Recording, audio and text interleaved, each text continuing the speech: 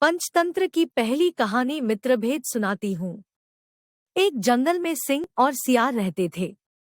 वे दिनरात साथ खेलते और खाते पीते थे।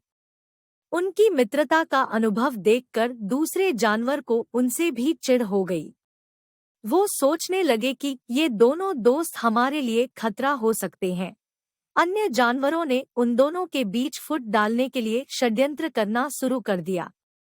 एक दिन जानवरों ने अपनी यह बात उनके सामने रखी और कहा, हमें दोनों को अलग होना चाहिए ताकि हमारी सुरक्षा हो सके। सिंह और सियार को यह सुनकर दिल दुखा, परंतु वे उनकी सलाह मानने के लिए तैयार थे।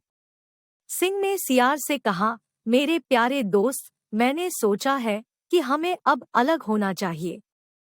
यह हमारी सुरक्षा के लिए बेहतर होगा। सियार थोड़ी देर तक शर्मिंदा रहा, परंतु फिर उसने आखिरकार मना कर दिया।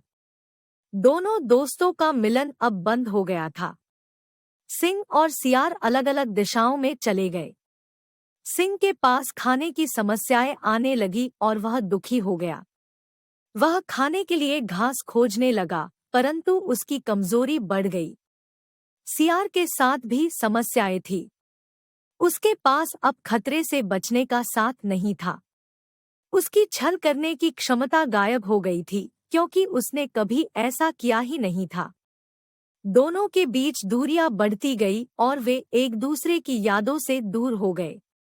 अंत में एक दिन वे एक खुले मैदान में मिले, जहां पर्याप्त खाना था और वो एक दूसरे की मदद कर सकते थे। उन्होंने एक दूसरे की मदद की और समझदारी से आगे बढ़ने का निर्णय लिया। उन्होंने समझा कि एक दूसरे की ताकतों का सहारा लेने में कोई शर्म नहीं है।